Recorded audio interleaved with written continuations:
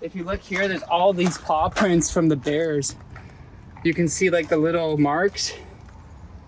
And then the bear was right up on top of the door here, trying to get in. Small bear, little cub, right here. And then I looked in the background and there was a big mama bear walking around like behind the van here. We ended up camping here last night. And we had to go swimming in the beautiful lake. It's so hot that this is almost the most. Plus 40 all week. I think one of the most exciting parts about van life and being on the road is always meeting new people who have similar lifestyle. Last night we had ice cubes from the freezer and I was rubbing them all over Linda to like cool her off. Oh my god. Lower Falls at Golden Ears Beach. It was very hard to feel comfortable inside of the van. When we drove, things were flying all over the place. We had food flying out of our fridge, spices falling off of our oven rack onto the floor, and every time we moved, there would be stuff in brand new locations.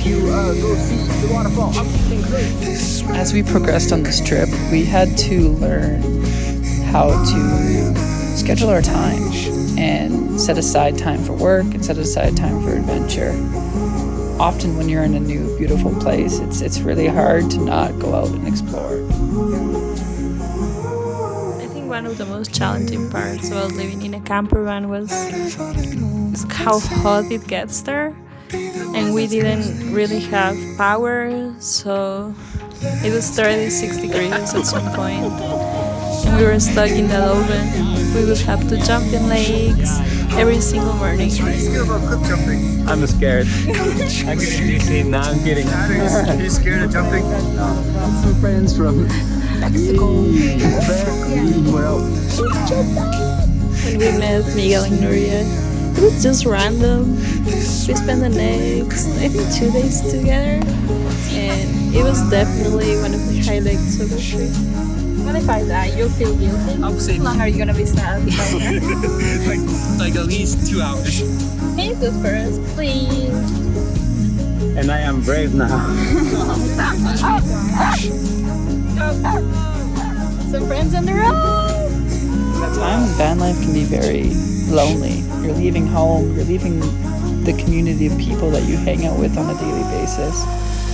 And there can be feelings of, why am I doing this? Why am I leaving everything behind? Leaving all the people I love behind?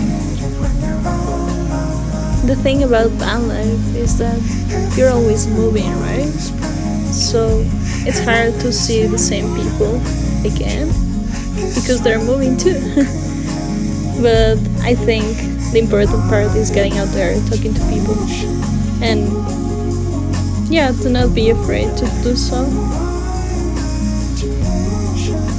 The thing is, when you're on the road, there's so many other people with similar mindsets as you, doing the exact same thing as you.